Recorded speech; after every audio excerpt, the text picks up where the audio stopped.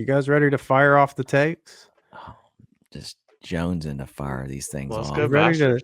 you guys ready to Ready execute the to most interesting Masters preview pod on planet Earth? Let's do it. absolutely, man. Let's 5, let's 4, fire up SpaceX. 3, 2. Tricks, you know what I'm talking about? That lettuce, that lettuce. Gotta get it. Gotta get it. That lettuce, that lettuce, focused all on the check, yeah,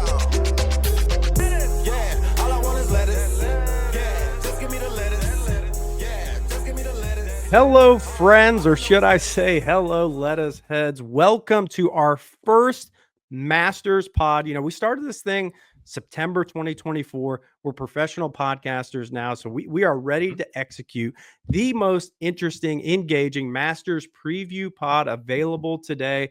And to do that, we got a special treat because we got the full plug crew. It's a rarity for us. We got Goldy, we got Adam, we got Golfberg, we got Jule. And you know what, guys? I'm just going to jump into this thing because we got a lot to cover. So we always do the teaser. Here's the agenda. Stick on for this. Well, here's the agenda. We're talking Masters with a little bit of Masters, with a little bit more Masters, and a little pimento on top. Maybe a little spicy pimento on these takes. But guys, I know we've been text exchanging. We've been trying to gear up. How do we want to tackle Masters a little bit differently? You know, everyone's going to preview. Yes. Scotty's the best player in the world. Everyone wants Rory or Jordan to win. Is Bryson going to show up to the Masters? Go listen to your pods if you want to go deep dive into that. Not very interesting to us. What's interesting to us is like the passion for the Masters. It is the greatest week on planet Earth. And it's not just for the golfers. It's for the bigger sports community, the world. I go into work today. I got the ladies. It's Masters week. I live in Georgia. Everyone's wearing their gear. I'm fired up. And I've been a little psychotic, guys. I'm going to take a breath here. I'm going to open it up before we get going.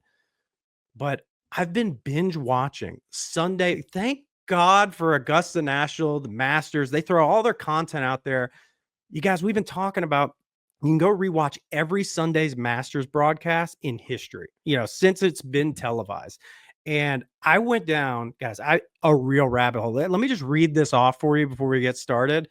I watched last week the Sunday round of the 86, 97, 2001, 2004, 2005, 2012, 2014, 2015, and 2016 Masters Sunday. No, you didn't. I swear to God. So let me That's take 44 hours of coverage. it is, you know, well, you get to skip around, you know, you can fast forward a little bit over, but before I get into some of my thoughts and give us a little trivia icebreaker, and we're gonna go around the horn, guys, I know I was just passionate. I just dominated the first 2 minutes. I know I always do it. Who's ready to just total id with me? Who's ready to throw out a passionate Masters take for the week? Who's ready to go? Oh, Adam, I see it. I know you want it. I don't think you guys are ready for my take. Somebody might have to warm this thing up. No, I thought it's warm now, man. So just do it. All right. So my hot take is Augusta National over maintains this golf course. Okay. I know this is crazy. Everybody loves the azaleas. Everybody loves the lush, beautiful green everywhere. The beautiful white sand. Hold on 1 second. I was literally teeing that up because I thought we were going to ride the hype train, not go straight into some of our nuclear takes. So I'm going to put a strategic pause on that. It's good to know that that's coming. Yeah. But before we reattack that, does anybody have like a let me go nuclear on Augusta National take? You're bad. I don't have anything good to say about it. So stupid. Go ahead, Jule. We don't get to hear from you as much. Gosh, what a way to start. No, I mean, this is just my favorite week ever. I cannot wait to talk about the Masters this year. I think it's a pinnacle year with where golf is right now, and I'm super excited to get the guys together and see what live guys are going to bring this week. I'm not so bullish on their chances. We'll talk about that later, but I'm excited to get them together. Yeah, dude. I mean, obviously, tournament of the year, best week of the year, hands down. And I'm saying that from out in the PNW. I'm realizing, yeah, you guys are in Georgia. Just another reason to be annoyed with the three of you. It's a Jealous. huge, dude, it really is, dude. You It's a got good huge deal weather. here. It Yeah. is, but like, I'm sure it gets amplified because there's just an aura being, an hour, 2 hours away. Like you feel it in the Jule sent us communities. he sent us his Google map location. It looked like he was 15 minutes from there, and I'm like sweating. Yeah, Made me just nervous. I'm like, how do you even Dude, why are you doing that? I'm just driving through Augusta, and you can literally just feel the energy. I looked at my wife. We're listening to the fried egg. I talked her into it. And you're driving through Augusta, and I just want to get out. I want to go to the Hooters. I want to go sit down and have a beer and think about walking across the street, driving the power wash truck in, and being a vendor. no, dude. I just, man, I just can't get over that. We kicked it over to Adam to start the pod, and his first thing, he just went straight to a nuclear tank. Let me. So now that we're all fired up, we're level set. We know where Adam's head's at. So guys, I told you I promise you, I'm not gonna go deep dive the 10 Masters I watch, but there's a couple little things. I'm challenging you guys. If you get some free time this week, go watch a couple of these. 86. I have the craziest reel that I'm working on. It will drop this week. That I really truly think the 86 Masters. It's Jack's sixth jacket. Spoiler alert if you didn't know. Jack Nicholas? Jack, that one. Jack Nicholas, not Nicholson. It's probably the best 9 holes of golf I've ever watched. It's a duel of him, Seve, Greg Norman with just high level golf with the silkiest, sickest golf swings that you will ever see. I just go watch that. And then fast forward 2004, maybe the best duel that nobody talks about is Phil versus Ernie. I think the only reason why it's not like historically noted as the best duels because they weren't in the same group together. But when you're watching the broadcast, they do such a good job. It doesn't matter, right? The flow, it's almost fun when they're not because it's like shot, next hole, shot, next hole. But there was one thing that upset me. And this is kind of merging into my first hot take here before we do a trivia icebreaker. It was noticeable how enjoyable the golf was in 2004 Masters versus 2005. And it's because of two things. All of the good golfers officially switched in 2005 to the large head driver. And the Pro V1X had officially been on the PGA Tour for over a year. And all the guys went to it. Everything looked goofier.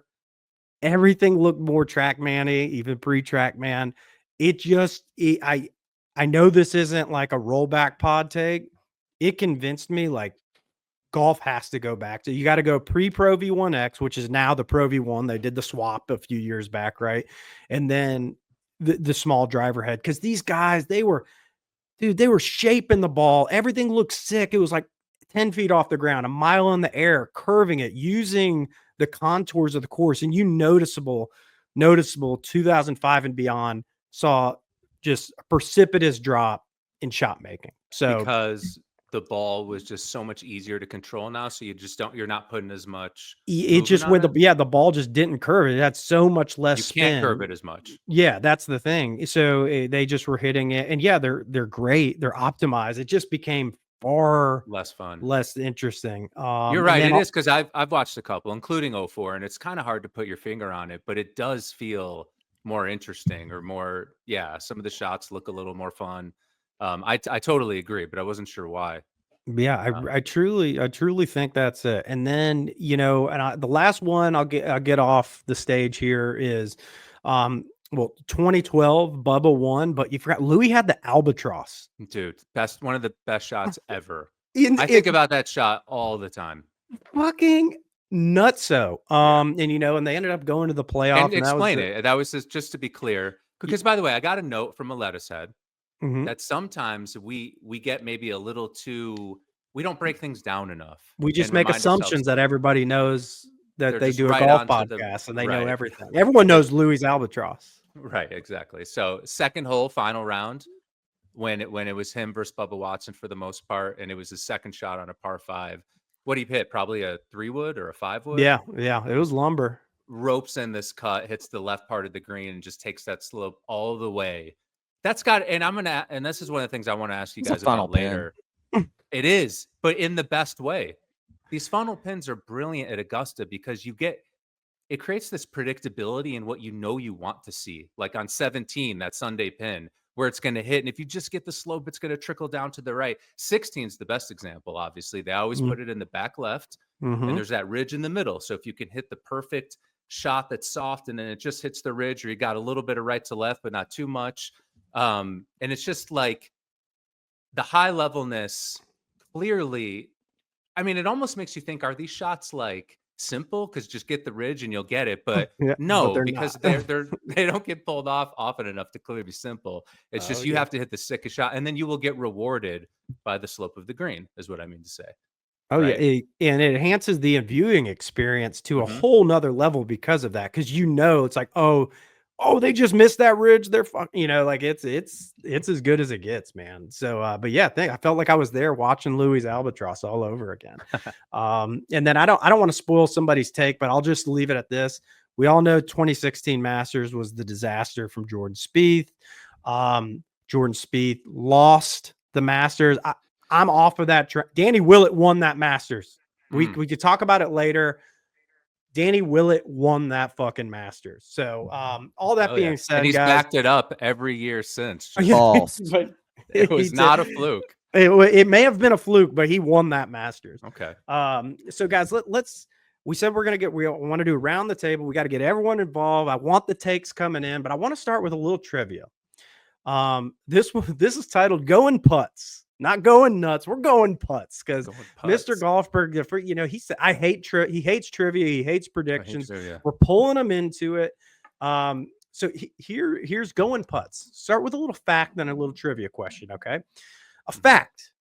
In 2001, en route to his Tiger Slam, 4 majors in a row for Tiger. He ended up, leaped the year into he won the last 3 of 2000, then won the Masters in 2001 to have all 4 Masters known as the Tiger Slam. He carded a tournament low second round 66. He did so with one of his worst putting performances of all time, carding 33 putts on the round. So if you just do the math in your head, 66 with 33 putts. For context, he shot 70, 68, 68 on the other days and had 28 or 29 putts each day. So think of the level of ball striking he had to post a 66 with 4 or 5 additional putts from his other rounds. Well, he's averaging less than 2 shots from tee to green per hole. It's just like fucking, it's insane. It has to be like the greatest ball striking in history. So that brings me to the question. What champion had the least amount of putts in Masters history? Who knows?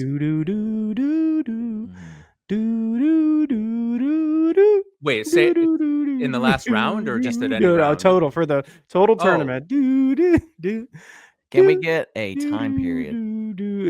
It was after 2000. Who cares? Just guess. Okay, it was after 2000. Dustin Johnson. Okay, we got Dustin Johnson. We got Charles Schwartzel. That's a good guess. Thank you.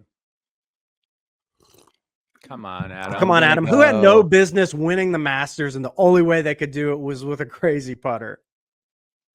My dad made fun of this guy at the Masters with me and you on the third tee box of a practice round. Was this Adam Scott? No, my dad didn't make fun of Adam Scott. Come on. Adam Scott.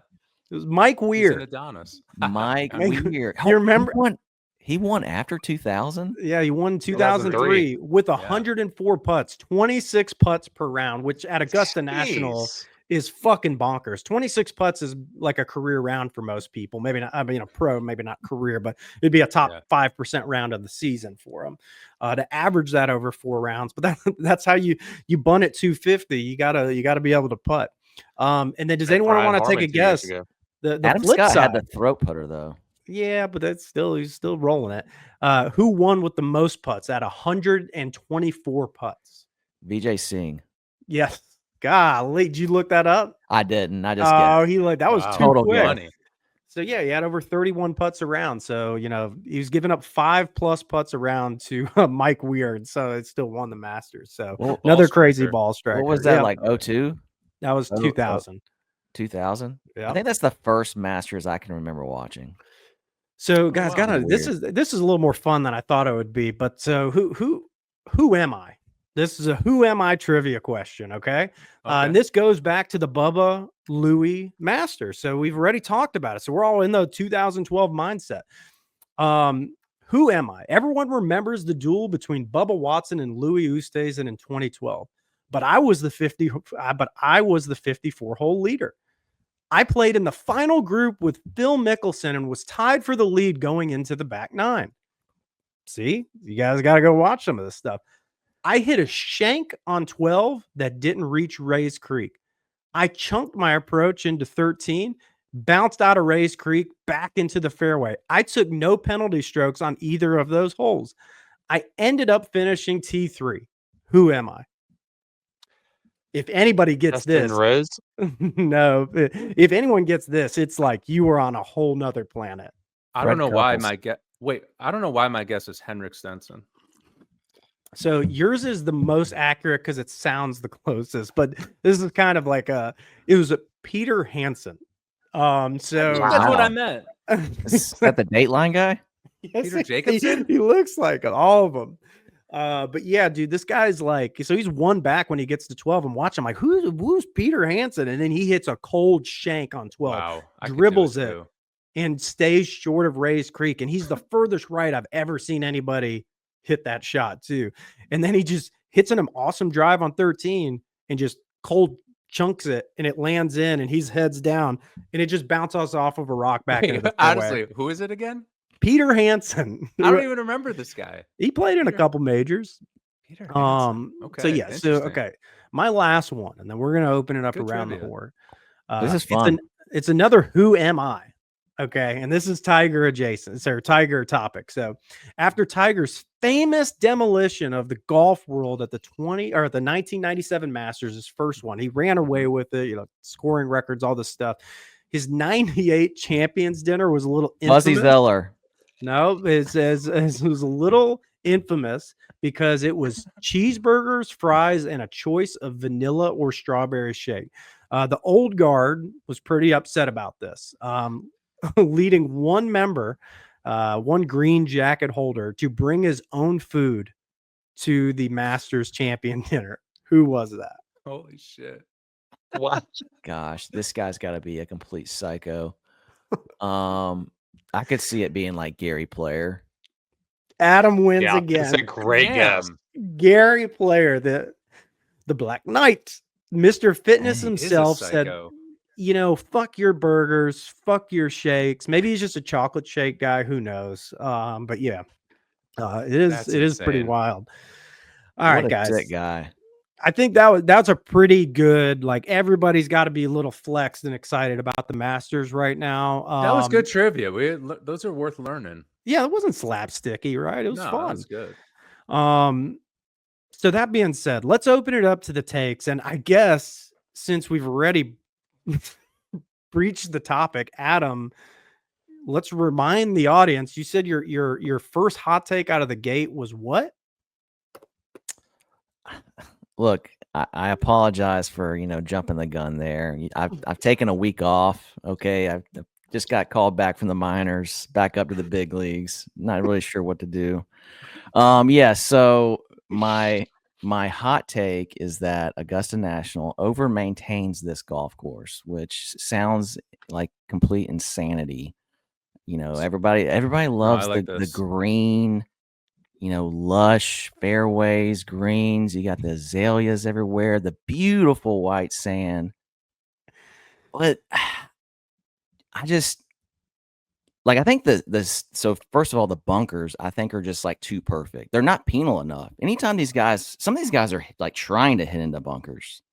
The sand's just like too perfect. These guys can just like completely clip it out of there. No problems asked. We've had some issues with trees falling here lately. And I seriously think they're just, dude, we know that they're planting trees like at will. We know. And we had a couple years ago, like literally almost killed somebody. And then like this past week, I was like Phil was talking about a story about he was playing a practice round like weeks leading into the Masters, and a tree fell, and he's like, yeah, there's some guys came out of nowhere and chopped it up with a chainsaw out of nowhere. I'm like, what? Why are trees just falling like for no reason at Augusta National? Yeah. And we know they're piping in the birds, into the broadcast. I don't know if we 100% know that. I'll we- stop we at know- the trees. Let's we stop at the we know trees. that. All right, We know- Jule, hey, Golfberg, anybody got a tree a tree counter or a Hey, grass? and I don't agronomy like counter? I don't like the mowing lines being from the green to the tee. Okay, I don't like that either. God dang, dude. So, but all right, someone I, jump in there. listen, no, for sure. I respect that take a lot, and I get it because it almost looks fake, right? The golf course looks, or at least unbelievable or fantastical, like it's in a video game or something. But that's always been the allure of Augusta, obviously. It's just absolutely perfect. My counter would be, and it is nice to see when the natural elements take over, like at Pinehurst #2, and it's randomness to it. But perhaps if you create a perfect golf course, and I know Goldy has some thoughts on that, but if you do, that's been perfected over time through tradition as well, and just through experience and the obsession of the golf community, but also just the holes are fucking incredible. Maybe the way to totally level the playing field is to go above and beyond and have just a situation where it's never going to be the lie that's going to change the shot. You're going to get to hit the shot, and you're just going to have to deal with the golf course and just how crazy the slopes of the You greens have to are. deal with the lie angle, not And the condition. apparently there isn't a flat lie even just out of the fairway at that course. That's my understanding. I've never been there. That's kind of how it looks. You guys who go there say you can't even believe it, how sloped it is. So the course is insanely hard. It's kind of golf, just perfection if you could get there. And to me, so maybe just make it the condition so pristine that it's just the golf that's going to decide it. Anyway. You know what I think would go a long way is bringing back kind of like the original Alistair McKenzie bunkers, because like these bunkers, they're just like obviously these perfect like circular bunkers, and that's not like how it looked when McKenzie like originally built the course. Like his bunkers are much more like random and just have these very cool like natural features. Man, I don't know. No, I agree with everything you said. I'm just, I think I just care more about Tiger's cheeseburgers than the McKenzie bunkers at this point. But I want to pull Jule in because he looked like he was chomping at the bit to have a counter take. I don't know if it was pro Adam or anti Adam. No, I mean, I get the take, but my first thought whenever you made that take was Aaron's going to be on board with this. I think he's going to like this idea. But then also, I completely agree. Like, there's a reason why I think those bunkers are so perfect and the grass is so perfect. It's because of their ability to utilize that when some of the other things are so challenging, like the undulation in the fairways and the greens that they can amplify as much as they want to. And so you kind of have to have that to balance, what they're able to do to make this place really challenging sometimes, unless they get just a ton of humidity and a ton of rain. Yeah, my inclination is usually to agree with that take, but it's not just it's everything at Augusta. It is like the exception. Normally I'm railing on these courses that seem, so unnatural, and they shouldn't be in the area they're at, and they're super hyper manicured and everything's perfect and and too much symmetry. But like that is Augusta National. Like their concessions work that way. Their restrooms work that way. Every blade of grass when you walk on the property works that way. There's no it's just like, it is a fantasy because it is a fantasy. And that's why I accept it. And then you take that in conjunction with the history and the knowledge, and then the OG architectural brilliance that's still maintained throughout it. I get it. I don't think it's as crazy of a take as most people just go, it's sick because it's plush, but it's so much more than that to me. So I'm going to have to publicly disagree with Adam on this one. Yeah. For the record, I think Jule and Goldy just repeated what I said. So no worry. Yeah. Even better. All right. So let's kick it over to someone else. Jule, give us a take. Number 12 is not the best par 3 on the course. Holy shit. Oh, fuck. We got What our is? pod promo there. I can't it wait can't to be hear the this. one that I can't Okay. even think of on the front. Yeah. So number 6 to me is the best par 3 on the course, especially when the pin is in the back right.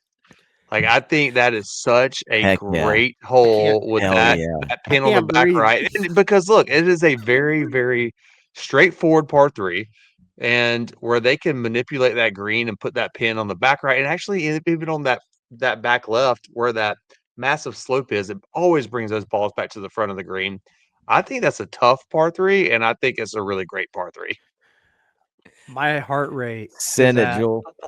my heart rate is through the roof because 6 is not as bad as 4. And the back right at hole location at 6 can be at times interesting, but holy shit. I'm just going to say, I'm not going to sit here and talk for 20 seconds. I'm just going to say I violently disagree with that take, but thank you for publicly stating it. I have some takes on 12 that's coming up here in a second, but Mr. Golfberg, thoughts on this take? My thought's so random. It's comes from a different thought I had, which is I've been watching this tournament my entire life, and I still don't really know. I can kind of describe 4, like 5, 6, and 7. I don't really know what they are. I know what they are. I can kind of guess, but I don't know if that's just the coverage or, I don't think they show enough of the front 9. So Jule threw out a hole, and I'm like, I can't even visualize that hole.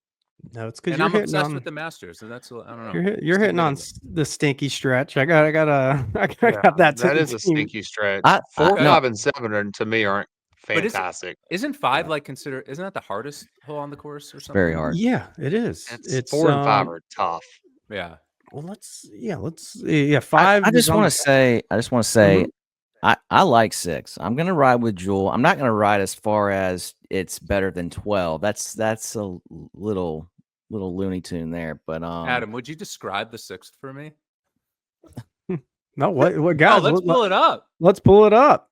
Wow. Well, real quick do it, too, you man. said the 5. The one thing about 5 here, you see, thank you to the Masters app or the Masters website for an awesome display here. So for those listening, we have the full course map pulled up. But 5, Aaron, you mentioned 5. It's on the property line here, so there's not a lot they can do from a renovation standpoint. But we get into that hole in a second. But you said 6, right? So this is Jule's favorite Juniper, right? Well, Okay. that's the app. Hey, we just said thanks to the app, and they don't have the right The 8th hole. hole. That's definitely hole the is 8th that? hole. That's the 8th. That's the 8th hole. I'm not editing that out, but hey, Masters, we just gassed you up on how everything's perfect. We clicked the 6th hole, and you pull up Juniper.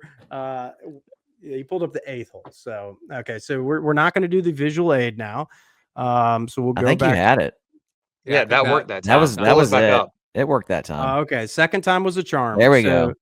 Yeah, there we go. We're back. So, yeah, it's this downhill par 3 again. Jule, you're talking about this part over here on the right. It's a cool shelf. It's got that bunker here, crazy slope in the middle.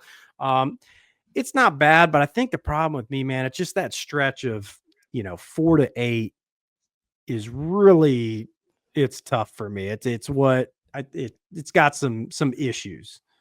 That Sunday pin at 6 is fantastic. That's one of the better Sunday pins I think on the entire course. And while we're talking about par 3s, I was going to say that I think 16's overrated. Okay, so let me ask my question then. It was really Mr. Golfberg's turn, but since we're going to this, let's just knock it out. Yeah. I was going to tee up what's the most overrated, underrated hole at Augusta. We could start with overrated. Adam, you said 16 is the most overrated. So explain to us how that can be. This is really just the Sunday pin. I feel like you don't get a whole lot of variety on that hole coming through the back 9 stretch on Sunday. You've got that pin that's on the bottom shelf where everything feeds down to it if you hit it in the right spot. And it's just like it being the 16th hole, I'd kind of like to see a little bit more variety there. Maybe some car crashes, it being the 16th. But it seems like It does have a big lake. You either par it or you birdie it. Nobody hits in the water. So I don't know, man. At watching these Masters, kind of to Aaron's point, you look at this picture that's up. You think that shot looks easy because you see the final group execute it well and it has the bowl or funnel. It's not an easy golf shot. And it's so electric, dude, when because a lot of guys do get caught up on the top. And that's 3-putt city. It's not as a matter of fact, let's go to the tail of the tape. Historical scoring average 3.14, 11th hardest hole on the course. Now I get it. That includes the other pins. Do what? The 11th. Okay, but for a par 3, that's 170 yards for pros. Normally they eat that up. I mean, that's not a it's not cupcake. It gives a chance, but it has a scoring average over par. I don't know, that back man. right pin placement's really tough. Yeah, they use that now. That little Thursday flat and up Sunday there. aren't. Yeah, but Sunday's electric, man. That's what the Dude, Masters. it That's is why it's the electric. greatest. Like hole in one is in You play. see, It is. But see, that's the thing. Like, is it? You see so never- many balls catch that ridge and come down. Everyone goes, oh, and it's like We just there's saw been 30 guys that have done that. Yeah, but oh my, I don't know. It's Well, the best. yeah, and I just watched the '86 Masters, and there's 2 of the greatest shots that I feel like I've ever seen that are Also, on that hole. It's no gimme birdie because I've seen too many that just take they're a little too long or short, even if they're on the bottom ridge and they're missing. And those it's a putts all tricky day. little I didn't putt, say you're gimme below- birdie. I just Right. said that it's basically a gimme par, and a lot of guys make birdie as well. All right, so now that Adam's a certified psychopath, Augusta's too nice, 16's overrated. Who I wants never to throw out said 6 was better than 12. Okay, so I can't be the All right, worst so of the psychopaths. someone throw out a hole. What's the most overrated hole? Jule or Golfberg? I got one, but I'll save me for last if I have to. I got Yeah, another Jule. one. I bet you I do. think that for modern era golf, number 13 is a tad bit overrated. What are you talking about? You guys are nuts. It's a great hole. Like, look, I love it's kind of like 16. Like, I get Adam's take. Like, it is a ton of fun to watch. 13's the same way. But these guys hit it so far these days. And especially where that pin is on Sunday, 13 to me just like 15, they've totally transformed it. Like Tiger was hitting wedge there in 96. And these guys are like laying up every shot on 15 now. And 13, they bought some land back there, but they haven't been able to really push it far enough to back to make it as challenging as it needs to be. See, I think they've made 15 too hard. Yeah, I think they can cool their I could jets. agree with that too. I mean, well, I think So- they've done some good work with 13 as far as pushing it back, and I think it's a little bit more challenging than it has been in years past. so I'll say this, like watching these old Masters, 13 definitely was a better hole, but even then, like the long hitters were blowing it around the corner, but they could shape the ball right to left a lot easier. But if they had 200 in, they were hitting like 4-iron, as opposed to now these guys might be hitting a 7 or 6-iron or something. So there's a difference there too. But man, I'm pretty flabbergasted right now that 6 is better than 12 and 13. I do understand what you're talking about for modern golf, but that's a take. That's a take. Well, It just feels like they go in there and birdie is just like almost a given at this point. When they But go isn't in that there what on makes the Saturday and Sunday? See, that's the thing. But isn't that what makes Sunday so awesome? Because they feel that, and then if they don't, like, there's a pressure to it. I don't know. I think that sometimes those quote easy birdies add to a lot of stress and drama on a yeah, Sunday. like you want someone to go 5-6 under on the back 9 to win it, Yeah. and it's And that gives possible you- the way this course is traditionally played. But yeah, it's What- getting a little crazy. So Aaron, do you have an overrated hole? I don't know. Yeah, I could see. I you don't not having know. one. I mean, now who else? You go first, and then maybe. Okay, think of- I'll I really go- couldn't. It was hard for me. Mine is pretty simple. Number 11. That's what I was gonna So say. yeah, and I think it's one of those things of maybe it's kind of what Jule was saying, but I know it starts amen corner. The tee shot isn't interesting. It's also a hole that they seem to change all the time. Like they're adding trees, taking trees away on the right. They're trying to make it a challenge, but with like optimization and data, every guy's just trying to miss it short right. And I don't know what you do. if you have to trick up the short right to entice them to attempt to hit this green. But they keep making it longer, which exacerbates the issue of guys not wanting to, go for the green. It's almost like maybe the counter is it needs to be shorter and like entice them to want to do it. I know it's a slippery slope because if they're hitting pitching wedge in, it kind of might ruin the hole, but yeah, maybe a 7-iron or something. They're more inclined, but yeah, it's just not a it's an awesome hole to walk. It's got, but it's become not overly interesting to me. It seems so hard from afar. That Yeah. hole just seems impossible, and kind of like in my head fits into the back nine though, because 10's no gimme, 11 smacks you in the face, 12's a crazy tee shot, but then you got a couple eagle opportunities coming up, and 16 you can make a hole in one right at them. So it's like the whole like the whole back nine flows in it. So I don't mind 11 as much, but I hear you. I don't even have an overrated hole, so we can go on. They're to the all next. properly rated or better. All right, cool. I think that was a really good take. Like, I think that really trying to entice them into hitting an 8-iron so that we see some more balls in the water would makes a ton of sense. Yes, it would. All right. Does anyone have an underrated hole they want to bring up? I do. Okay. Can I guess what you're gonna say? Sure. Since you're the golf hipster, it's a guaranteed lock. You're gonna say 14. He's gonna say 1. Wrong on both accounts. Okay, what is it? Number 9. Okay, Oh. let's pull up number 9. I love 9. That green. Yeah. The old Carolina Cherry. Tell us about it, Adam. Yeah, so you guys mentioned the green. The green is fantastic. God, Slopes. look at this view on the picture. If you go watch this pod, actually, look at that, guys. That is epic. Yeah, I mean it slopes pretty severe from back to front. You kind of have like 3 tiers, but man, what you can't like truly get on TV, you have to see it in person, is like how like undulating and severe, like the when you tee off, you're hitting like straight down, like a sloped fairway, and then it goes right back up. So you're like you've got like a downhill lie that you're trying to hit a probably a 8 or 9 iron into an elevated green, very difficult green where you have to be on the correct tier in order to make a birdie or at least a par.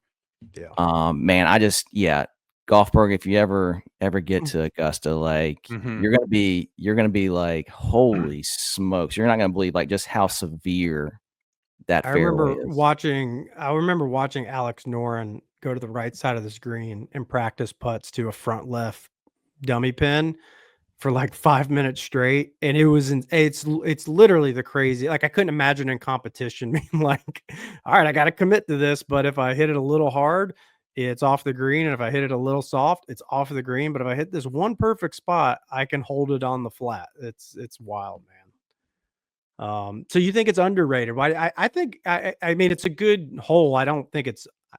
I feel like it's properly rated, but you think it just doesn't get enough praise?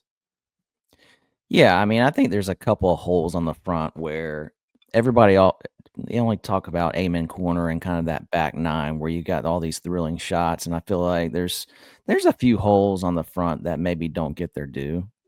So would one of these? So did you happen to have a second one by any chance, or was that your definite go-to? My other one would be number 2. Yeah, that's mine. Number 2. Okay, We talked about it earlier. Yeah, but we didn't have this beautiful picture of pink dogwood. Oh, look at the green right there. There's Louis. Look, I'm going to trace it for everyone. Louis's ball hits right here. For the listening audience, the ball, it's tracing. Oh, no way, guys. It's tracking. 3 under par. Louis Oosthuizen's going to lose in a playoff. It's a sick par 5. Dogleg left. It being the second hole, I don't think it like if it was on the back 9, it'd be like one of the best holes on property. But just because it happened so early in the round, I think it's almost like forgettable. Can I have one counter to it though? Is the approach like you said that front? Adam, earlier you said it's like a funnel pin, but like man, it's a pretty low percentage of people that actually hold that green and get the funnel too, right? So I don't think it's a gimmick funnel pin. B, it's like almost maybe it's your counter to 16 where you're like, well, everybody gets the slope. Well, maybe not everybody, maybe 40% of the field does, but like I would venture to guess like 2% of the field gets that slope on Sunday because you're on a downhill lie above your feet trying to hit a cut with lumber or a long iron into this little neck. It's a pretty 10 out of 10 hard shot. And the layup, the third shot never looks easy. No, yeah, they fuck it up all the time. I'm almost thinking like, is there, I don't know. I guess going long is hard, but it's like, man, is that the play? You just try to blast it somewhere onto a flat up there, like where the patrons are, just try to get a flat spot high. You know what I wish they would do with this hole is they've got the fairway bunkers kind of off to the right. They're promoting you to hit a draw, and if you don't, your tee shot's going to get pushed right into one of those bunkers. I don't know when those bunkers were added, but they weren't like originally, part of the design. But it feels like to me like they would make more sense if like you didn't have those bunkers there. And I think Augusta used to play a little bit more firm and fast. And like if you don't hit the draw and you don't, if those bunkers aren't there, which kind of bail you out, you would end up like in the like deep woods down there to the right, which things get really interesting at that point. Yeah. Yeah, it's definitely one of those modern ads, but realistically, if they would just trust that the ball's going to bound, and they're just worried that someone's going to get a good break and hit a good shot from the right. You know what I mean? That's what their whole fear is, as opposed to the bunker. Hey guys, real quick though, while we're talking, Adam doing all this nerd, we're trying to have fun, and Adam keeps talking about the original drawings and the designs and blah blah blah. So Adam, this little bunker right here though that I'm circling, that's an OG bunker. Where is it? That's on number 10. I don't know if it's an OG bunker. Well, it's what? Homage to an OG bunker. Now that you're calling it out, why does that bunker exist? This is one of those examples where no one's following us on the pod. What are you talking about? So the bunker, it's a homage to a Mackenzie bunker. You look at all the other bunkers on the course, they're symmetrical, kind of like these Augusta bunkers. Then you got this one. That's kind of what bunkering more or less kind of used to look like. Adam, to your question, that's really more for members tees. That bunker comes into play from what I'm told. For the tournament, it doesn't. It's more of just an aesthetic, and I guess for our overview here, because my underrated holes were actually going to be 10 and 14. So I think 10 is a great opener to the back nine of a major. It probably takes, if you want it to hit driver, you really got to turn it over right to left, which no one likes to do now. So most guys hit less than driver. They get stuck on the downslope, kind of similar to 9, hitting back to an elevated green with what I think is the most underrated green surface on the property. And it's just a hard ass hole, dude. Like, I mean, I don't know what the scoring average is on it. Well, I think it's number 1. Yes, number 1. So that makes sense now. Can we tell a story about 10 really quick? Yeah. I thought you were about to ask me to come up with one. I was like, really? Yeah, can you tell me a story about number 10 really quick? Ask ChatGPT. Like, Bubba Watson from the pod. We talk a lot of shit about caddies and caddy scams, but I want to pay tribute to one of the coolest caddy moments I ever saw, as just a fan of Augusta. And, these moments just stick in your head because they're at the Masters. But it was 2013, Adam Scott being caddied by Steve Williams, right? And they get into the playoff because Angel Cabrera and Adam Scott both birdie 18, make sick birdies on 18, right? Welcome back, Angel. So, yeah, right on. He is playing. I noticed he that. Just got back out of jail. Well, yeah. And he won the Champions. Dude, he got out of jail and won the first Champions Tour event he was in. His mugshot on the Augusta website. This is how he looks awesome too. But that's crazy. He's already winning. Yeah, he's a killer, dude. Yeah. Yeah, figuratively. So they're in the playoff. They have to play the 18th first. They both par it, and they go to the 10th hole. Okay, so they both hit sick drives. They both hit sick approach shots. But Cabrera has to putt first, misses his. Adam Scott has, so it's sort of like middle of the green where the pin is, and he's off to the right, and it looks like it's a bit of a downslope, just fast as hell. He's on a crazy ridge, and he's reading it, and he's like, I think it's a cup. And Steve Williams is just like, not even close. It's 2.5 cups at least. It's so fast. He's like, are you sure? He's like, positive. This is a playoff to win the Masters. And the caddy is going, yo, mate, you know what the fuck you're like? I used to caddy for Tiger Woods. I guarantee you need to put it right there if you want to win this tournament. And I was like, okay, because he's smart as hell, obviously. I knew who to listen to, and just drains the putt. And it's just one of those. I mean, that's what they're there for. Can you be that good? I mean, that's just what they're there for. So I want to pay a tribute to Heck yeah, cool. We love story time. Hell yeah. Paying tribute to the caddies. Really, that's that. a shock in Positive itself. caddy vibes. A real credit where it's olive due. branch.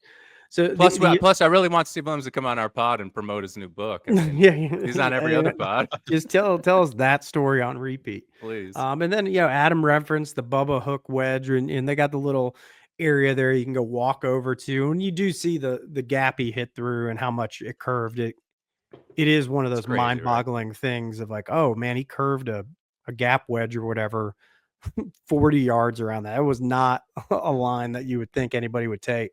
But then 14, a lot of people, old Chinese fur. Look, it's before 15, it's after Amen Corner. I actually spent a morning watching the ground screw work the stimp meter at 14. No one else was there. And I watched for like 10 minutes of them doing it.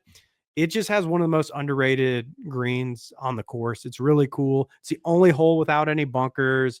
It's pretty tough. It just demands like a crazy. Let's read it here. The defense of the 14th hole is in the contours of the greens. You don't necessarily play to the flag stick. You play to the left or the right. The 14th hole is open, but so strongly contoured. It's like there is a stone wall in front.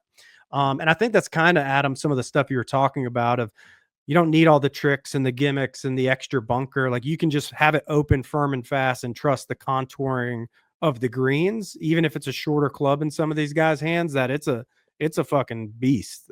So yeah, I think it's just underrated because everyone's like, oh, 14, let's get to 15, 16, but it's a good hole. Didn't Phil eagle that hole on his way to win in 06? Am I right? Didn't he go eagle, then almost eagled 15? I didn't. Yeah, I didn't watch 06. I got to go back and watch it now. I just know that. Don't fact check me, but I'm pretty damn sure. Don't. And nobody do that. So, anybody else? Did you have an overrated hole? I mean, underrated hole. Underrated. I don't know if it's underrated, but it to me doesn't stand out enough because I think it's because it's early, kind of like number 2. Number 3 is one of my favorite holes, and I think it doesn't get talked about enough. It's such a great hole. It's a almost drivable par 4. We love those. Peach. And man, it just puts the players in a pretzel every single year. They don't know what to do. They don't know if they should push it all the way up forward, which I think probably 80% of them do. But then even then, like they've got such a challenging uphill shot to a very narrow green, and which slips back to the back and to the front. It's such a cool hole, and they always struggle with it. What's the scoring average on this hole? It's over 4.08, so it's one of the technically easier holes, but it's still slightly over par. And Aaron, get back to one of Aaron's points earlier. This little part here. So if you're listening, we got the images pulled up. This part of the fairway is literally the only hole that has a flat spot. So that's where like all the OGs want to like lay up there, but they have these bunkers there now. So no one wants to fuck with the layup because, oh, if I pull it a little, I'm in these bunkers, so I'll just blast it down. It would be interesting if they put some more potential penalties short left where a lot of the guys bail out, and kind of open up that flat of like, okay, give these guys 100-yard wedge to this nothing target and see if that changes any of the strategy. But Jule, I'm going to ride with you. I was going to 3 and 12 are my 2 favorite holes on the golf course. I think this is probably the best short par 4 in the country. If you could play any hole on the golf course, what would it be? You only get one. 13. No, you get 2. You get 2. Okay, well, then 12 and 13, keep it easy. But 12 to me, guys, again, this isn't an original take, but 12, the brilliance of 12 is not only is it just like aesthetically amazing and the history, in the pinnable location left is different from that center pin, but that Sunday right flag, it's the most brilliant hole ever because for a right-handed golfer, which 90+% of people are, when you get nervy or you miss hit an iron, most of the time, especially for a good player, you hit that short right, and all of the risk there is short right. The way it's the angle of the green, you just have less margin of error the further right you go. The target gets further away. That's why Tiger, fly it over the bunker, but you see a lot of guys pull it deep left. It's because they're fighting that, and it's just, man, for these guys, it's a 9-iron. It's a nothing for them as a professional, but the volume of players that come up short right every single year is just the best. And where it sits in the tournament, the ultimate separator, the ultimate buzz killer, the fact that a par is just so exciting on a 150-yard hole for a professional. And it's not gimmicky. It's just like, it's brilliant. It's perfect. It's technology exempt. Like you can't hack that golf hole. It also is the coolest looking hole in all of golf. Yeah. And just the way that all the patrons are behind, pretty rare, like no one's around the green complex. And it's just like this magical little world that get to go walk in over the bridge and do their thing. Yeah, it's incredible. Yeah, it's as good as it gets. So anybody else have a favorite golf hole that is in 12 or 3? Or 2? 13, you meant? Or 13. Yeah, 13 is talked about 13. That's about 17. Okay. Well, if I can only play everyone knows hole, 17. The reason why it wasn't my overrated hole is because everybody hates 17. Everybody knows 17 is the worst golf hole.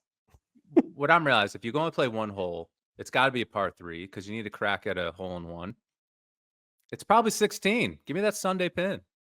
Let's go. Yeah, that Sunday pin would be. That would be fun. It would suck really bad though if you had one shot at it and you just like. How's your cut shot going to work there though? I'm like. Oh yeah, you'd have to tee up the. Yeah, Jule, you'd be hitting a mile in the air. You'd probably have to just fly it at the stick. I'd be playing it off that bunker, right off the water. Yeah, just slide it into the bank and just cut it out. Yeah, that'd be sick. You'd be the only person that like spins it over the ridge.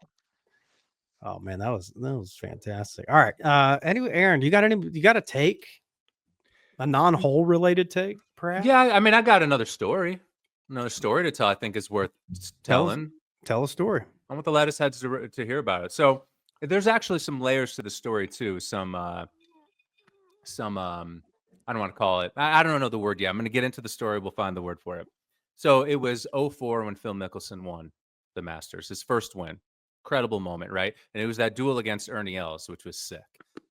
Ernie was in the maybe second to last group. Phil was in the last group with Chris DeMarco, who in theory was contending, but pretty quickly in the tournament was not contending. His body language sucked. He was just hitting bad shots. He was just not in it. And after a while, you can just tell like his demeanor with Phil got super friendly.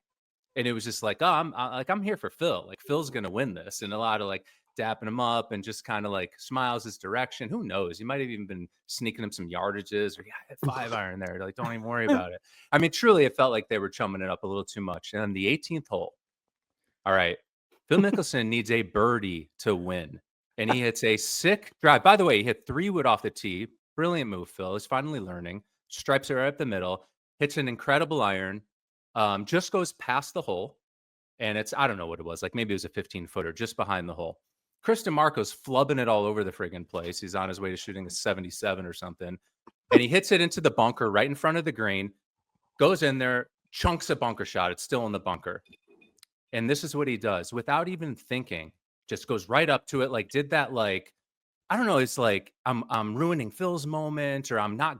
Bottom line is I am not grinding anymore. The professional golfer who maybe owes a duty to the rest of the field to continue to grind for the integrity of the game, just really quickly comes out and just flubs one out of the bunker. There's a little runner, goes past the hole, and ends up right behind Phil Mickelson's marker.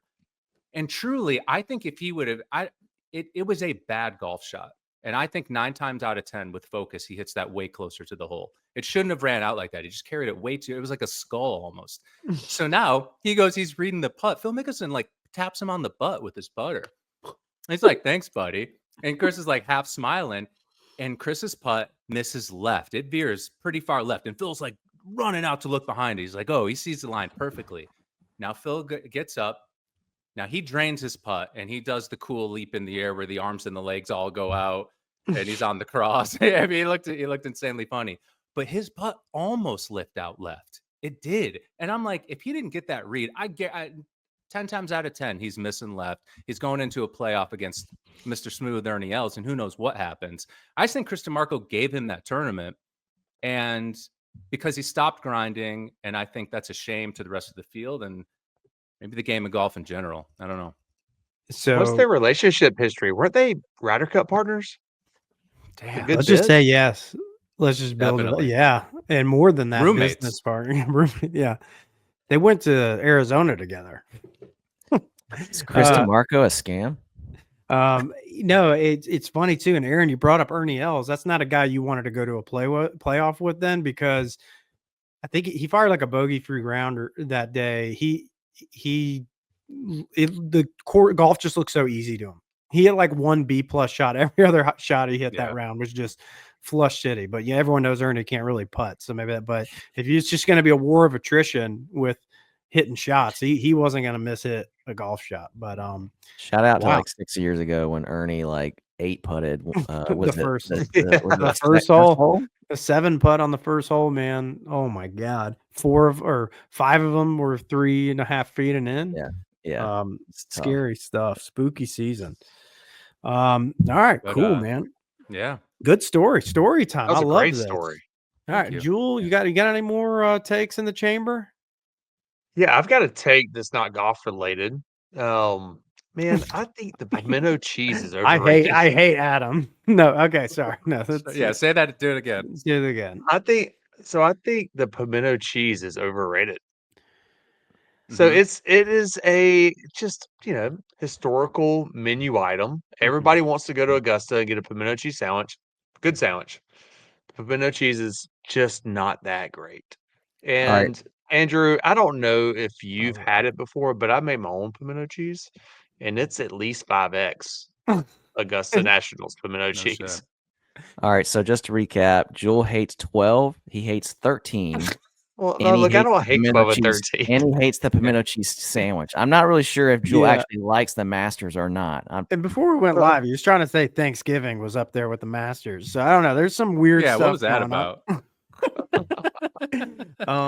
No, okay. No, I could okay, if I could agree that like the lore behind the Augusta pimento sandwich, but also on the go white bread dollar sandwiches. It's it's cool, and they're not bad.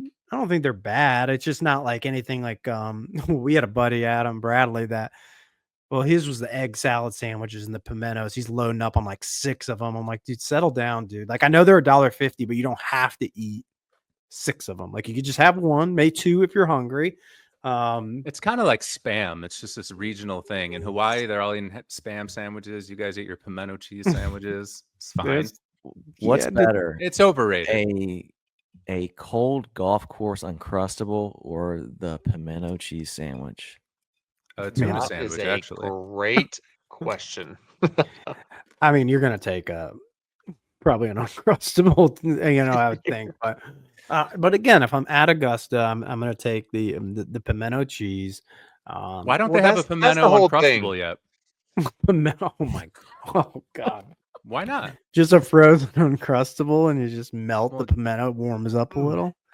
Might Maybe be you're a pretty good. genius. Add some That's- honey to it. That's not bad. That's I not can get so- behind that. Look, I'm eating pimento cheese on Saturday. There is no doubt, and What about Sunday. an It's egg- just part of the Masters tradition, but it's just the pimento cheese at the Masters. It's just it's fine. Yeah. Adam, were you about to say something about egg salad? I was just gonna say an egg salad Uncrustable. Oh Ugh. gosh. That's No, over the line. That's right? tough. Egg. That is tough. Yeah, Adam, this was fun, and then you had to get all weird. You had to ruin it. All right, Adam, you got any more takes in the chamber, or you out of bullets? Oh man, I've always got bullets. Okay, well, put one in somebody's head. I guess mine is kind of off the golf course as well. I kind of feel like Masters tickets is a little bit of a, dare I say, a scam. You know, I put in for Masters tickets every year. The very first year I put in for tickets, I got them. Since then, Me too. I can't get them. Something's going on there, and I guess it just upsets me living in the state of Georgia, just being so close to Augusta National, just knowing that I'll probably never get to go back because everybody puts in for tickets now and they just sell them, and you're not supposed to, but Augusta National's not doing anything about it. They say they strongly say you're not supposed to sell them, but everyone does. I looked up Tuesday and Wednesday tickets yesterday on the resale. It's $2,500 now. Just once they know the weather's good, $2,500 for a practice round. It makes no sense. It's like these events, concerts and shit. It used to be like if you had a favorite band, you might be able to see them like 4 or 5 times in like a 5-year period and go on a run and just be like, this was hella fun. I love these guys. I see them every time they come in town. Now it's like every event's like bucket list. I'm going to go to the Masters once. I'm going to save up all my fucking money. It does suck. I don't know what that's about. Yeah. Is it just supply and demand, or is it just? Well, that's why I'm doing. That's why I'm trying so hard with this tariff jokes. That's why I'm trying so hard on this podcast, so we can be media credentialed sometime, and maybe that's our only avenue back. But keep faith in the lottery. And if we ever get the media pass to play, we have to play as a scramble or as alternate shot. That we all get. I would alt shot that course with you guys. Oh, that's an interesting like exercise. Like, what if you're doing an alt shot? So I think we know like what shot and like you could choose which holes you wanted to tee off on them. Let's go through the entire. We don't have to do that. But that is no, Adam. Right now, who would? Let me run through it in my head. Which tee shot do I really want to hit? I don't know. I have this idea that I would hit such a cool shot on one. I still think I'd bogey it, but I think I'd hit a really cool shot. That's a cool idea. I did want to ask, like, if you could hit any shot there, what would you want it to be? The putt from the top of the green on 9? That would be fun. Like watching guys. It's the hardest part of the practice rounds when you get to because you can get to these pockets where like Alex Noren, no one's wallet. Even some of the guys I remember Justin Rose, like me and my father-in-law went, and for certain nobody was following Justin Rose, and it was just me, my father-in-law, and 2 English dudes.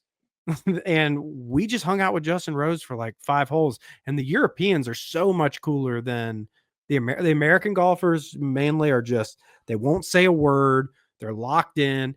They'll chum it up. They're talking the whole time. So it's like, I don't know how I got on that tangent, but shots you want to hit. 9 putt would be obviously super fun. I think if you had a reachable approach into 15, I think that would be that would be fun. It would be.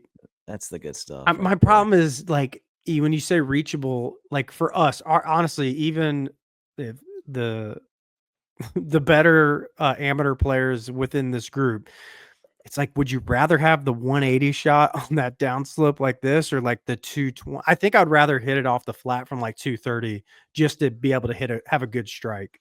I just don't know if I'd want to risk. It would suck though. You get one swing and you hit it like 17 yards off that downslope. So it could so easily happen. Yeah, I don't want a long iron as my shot. No chance on earth. No. Yeah, I would give me a wood. I'd rather have driver off the deck than a 5-iron off a downslope. I would love to try like a nippy 85-yard wedge shot somewhere though. Yeah. Where do you get to do that?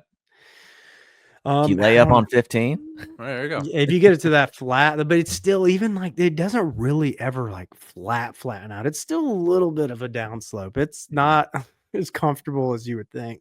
I'll never get to know because I'll never be able to afford the tickets unless we get our media passes. And then they'll never call you under the ropes to come try to hit that one shot. Oh man. Guys, little shoot from the hip take here. I think they need a new playoff format. Yeah, 18, 10, 18. Is that 18, that's another take. I don't think 18 is particularly a very interesting golf hole. I think maybe going to like a 3-hole aggregate kind of would be cool. And you could open it up to, like, I was thinking, like play Amen Corner, play 11, 12, 13. That should be Or electric. or even, I mean, which that's probably the answer, but even 1, 2, 3, because it gives you the variability of, like, there is trouble right on 1. 2 is a par 5. You have the funnel pin, Electric City, and then 3 is a drivable par 4. Like, if somebody was down 2 strokes going into 3, they can eagle 3. So I just anything would be cooler than watching someone win with a par on 18. is the U.S. Open style of playing, or they stopped doing that? They didn't stopped doing it. stopped 18 it. holes Yeah. was sick. Was that the coolest thing ever, or the craziest? You know, I think it was the coolest thing ever.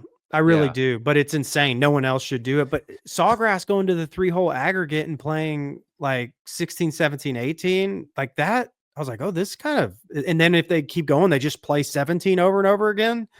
right? The Yeah, go 18-hole go. playoff was really cool when you didn't have a job or like Yeah, that's right. responsibility. Or Go play Monday just 11. comes into play. 11, 12, 13, and then just keep playing 12 over and over and over. Like, that would be sick. That would be great. And yeah, like, I would hate to impact Masters Media Day if they have to go do it on Monday, but man, it would be I don't know. That's kind of, yeah, that'd be awesome. All right, anybody else with any more takes? I'm out of takes.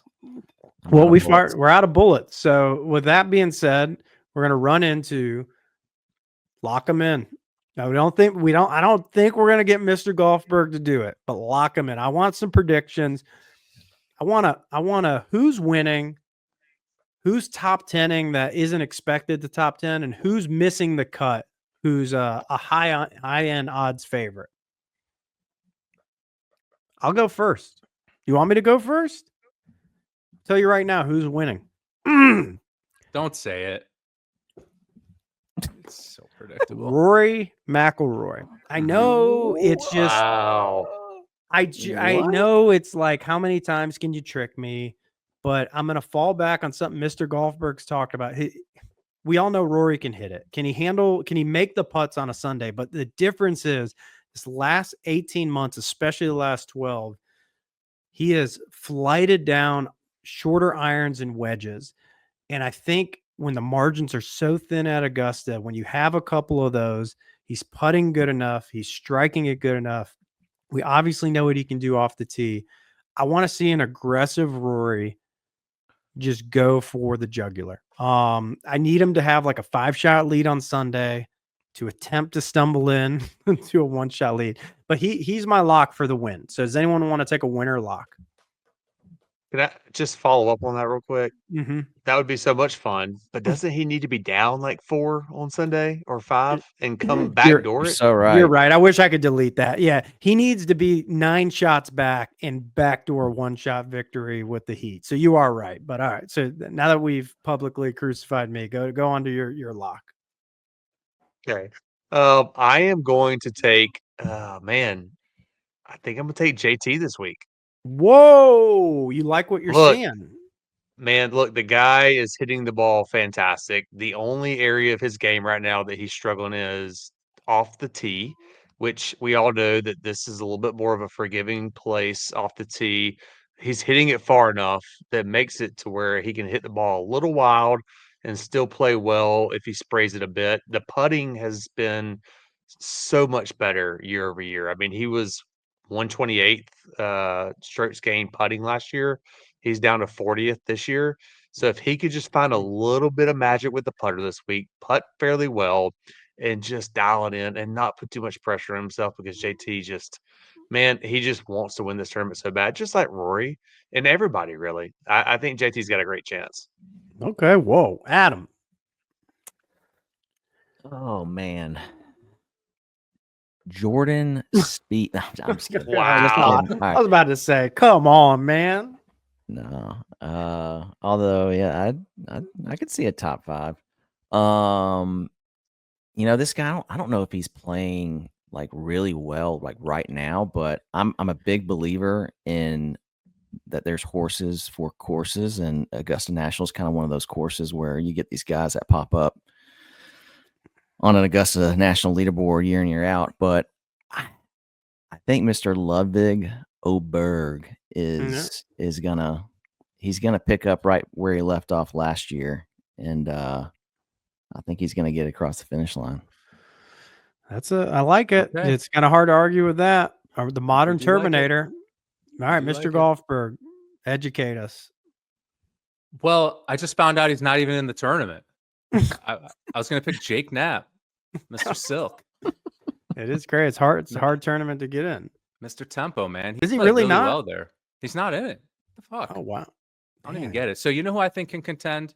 Billy Ho. This guy's got the stones to do it. He's insanely good short game. I've liked his game a lot, and he's been coming on. He's just one of those later bloomers. I could see him ripping up a course like this. When's the last time Masters have had the last few? So you had. So by the way, we all blew past Scotty. Everyone knows Scotty's going to win, but that's not fun. But see, we've had Scotty, Rahm, Scotty the last 3 years, right? Mm-hmm. So that was 24, 23, 22, 21 was at Hideki. 20 right. was DJ, 20 was DJ. Mm-hmm. Yep. Tiger. 19 was Tiger. 18 was Patrick Reed. 17 I was think. Sergio. 16 was Danny Willett. Willett. 15 was Spieth. 14 was Bubba. The the second time. Bubba the that's second right. time. So anyway, so getting at, I'm trying to think of so was Patrick Reed the last? Because Hideki, you could kind of argue, but he's still. I mean, was Patrick Reed the last time we've had like a non-certified, like absolute baller win the Masters? Because that's kind of where Billy Ho would be in that category at this point, right? Like somebody could, if he has a hot putting week and he's just absolutely doing everything right. But you do wonder, is like the Masters getting to the point because of the distance or whatever, like can somebody who isn't like a top 5-7 player in the world actually win the Masters? He did just win the whole TGL. No, You saw it. You posted the video. He and made the putt that won the whole TGL. And to Adam's point, the Augusta National is so fake. It's like basically TGL in real life. True. That putt he made on the final hole at TGL was like a putt at Augusta. Listen, let us it's financial section. Did it start buying some BDO stock? Big letter hat, BDO. That's the Billy Ho brand. I get in on that a little ahead of time. Oh heck yeah! So okay, so we got our locks for some wins. Anybody got any surprise cuts? I got one. Get the live stands after me. Okay. Joaquin Niemann. Everyone, they want to build this guy up as the one of the best 3-5 players in the world because he's won a couple live events. I watched him in the duels. He didn't get it done, and then on the content creator classic they had, he's obviously really good at golf. But I have just this weird hunch. I think he's gonna hit the eject button at Augusta. Gone. Adios. All right, Jule. Another love guy. I think Rahm's gonna miss the cut. Oh, sheesh. Oh, yeah. Good call. I mean, look, I think Rahm has really struggled since going to live a couple years ago or a year plus ago, and he's struggled with it the most because I think of the reputation and the legacy that he's kind of slowly started to lose. I don't know how he's playing because I don't know how any of the live guys are playing, but I think Rahm's going to miss the cut this week. Hey, full disclosures. Now I watched a ton of live Miami. I really did. Wow. Just wanted you guys to know. I did. I didn't really like it. I think Doural's kind of it's so hard and peanut. It's like South Florida golf, dude. It's just like water everywhere. It's just law. But anyways, all right, Adam. Any let's go Morikawa. He's playing like unbelievable golf. This is just more of a hunch and me wanting him to miss the cut, I think. Yeah, I don't think he's missing the cut. I know. It was either him or I was going to say Bryson. Another guy I don't think is going to miss the cut. But if we want to buy into the whole, live guys can't, hang with the PGA Tour. I anymore. don't want to buy into that other Bryson. I would love to Bryson competing at him. I mean, if you went to storylines, I guess you could argue what would be bigger, Rory winning or Spieth winning, but Bryson winning's probably the biggest storyline outside of those two. I mean, he famously said Augusta's a par 68 for him a few years ago, and then like didn't shoot 72 like 50% of his rounds. So it's like, oh man, you're 50 I don't think he's over. ever really played Augusta all that well. Was it last year he played kind of good? Yeah, he's never. Last year was his first year. Definitely. But him Yeah. him getting a third major would be really interesting. Yeah. In a non-US Open venue. It's like, can he I think the issue is like, can he just bully ball Augusta and it just comes back to bite you too much? So, but we'll see. I mean, he's definitely, you saw it at Pinehurst. He's got the short game to do it as long as he just doesn't hit it too out of play. All right. So Mr. Golfberg, who's missing the cut? Freddie Couples, you're burned. Yeah, You're missing the cut, Freddie. Yeah. On hell. Sam Burns, I'm just I sort of tee to green, just it's been sliding a little bit lately. Max Grazerman, I'm not that into him. Mike Weir. Max Homa? The South African Thurston Lawrence, don't expect him to be charging up the leaderboard next week. He's burned. He's done. And Bernard Longer is his last Masters, right? I just saw him crying before we went live. So in a presser. So I think this is his last one. There we go. Well, he ain't making the cut either. Oh, okay. No, I like it. Told him he can't use his throat putter anymore. Yeah. I can't believe they haven't banned that there. Bold choices. No, I like it. I like the way you did that. And I mean, I said top 10. Maybe that's not that interesting. I think Phil's going to top 10. Odds, it's a lot of people go, oh, it's Phil, but like he's played really bad golf for a couple years, but he's played good the last couple live events. I know he's gearing up for the Masters. I think you're going to see Phil. I think he's going to be relevant. Good. All right, he plays so well at Augusta. It's He does. insane how well he plays at Augusta. It's like, man, you look at those leaderboards. He's on almost 2000. every year. It's like he's top 5 like every single year for a decade. It's insane. Yeah, no, it's but it makes sense though too because he's a shot maker and he's a lefty, and there's that whole lefty bias thing at Augusta. Well, how much easier would 13 be if you're lefty? I mean, I mean, being able to just launch a cut around that versus trying to swoop or draw. That's why Bubba won twice. Yes, damn. Look true. at 16, just a soft little cut. Anyway, easy golf. I think Jason Day is going to top 10. Okay, I like that. I saw him today too, saying Augusta this year. It's the first time in his career requested / mandated his scripting for the week, and their first scripting got unapproved. What does that mean? Mandated scripting. So for Malbon, they're scripting of his close for the week. Since remember last year, the complicated patterns. So he said they had something that was actually probably maybe even a little more than last year, but we'll never know because Augusta won't allow it. No surprises, huh? Yeah. So what could it be?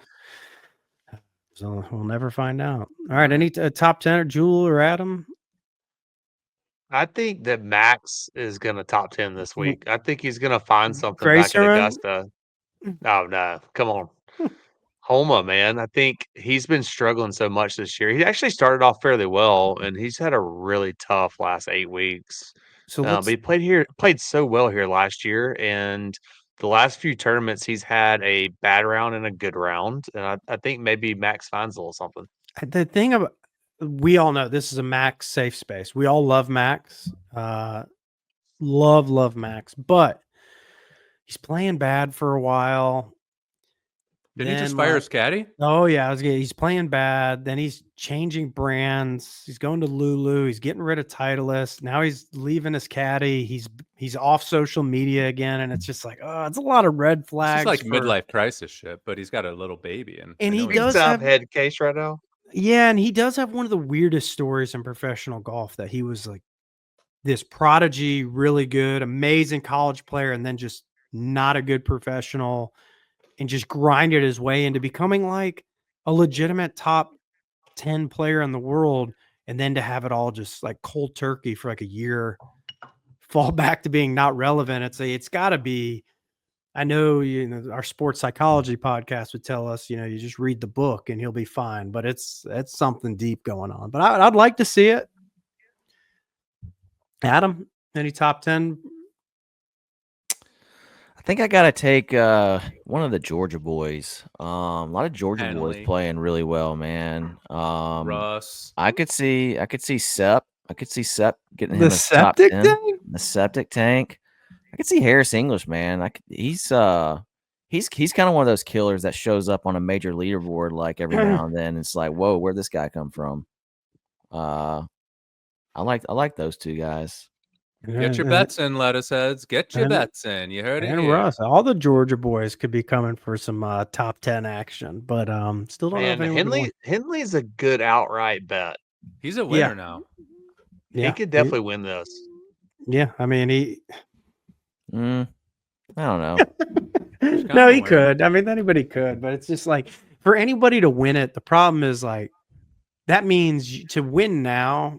It's like Scotty and Rory both have to not show up. And that's really hard to do in a major for them to both not show up. And we're forgetting Xander was on this epic run too, and he's just like hurt, and you don't really know his status, hasn't been playing a lot. And Jake Knapp literally not showing up. Yeah, So, just not even, he's just not a there lot. at all. All right, guys. That's a lot of Masters. I'm losing the voice, so I think that's an appropriate time to pivot off the stage. But this was awesome. I mean, this is what it's all about. It is. We're golf nerding 101. We're excited as anybody. I feel like this is going to be probably the most fun Masters preview pod that you could check out. So gents, I know the text group's going to be fired up here the next few days. I might be a little sick Thursday, Friday for work. Who could say? Even though I do have a sick kid potentially, so that might be the the legitimate out. But yeah, guys, I can't wait. Greatest week of the year. The predictions are locked. The takes are made.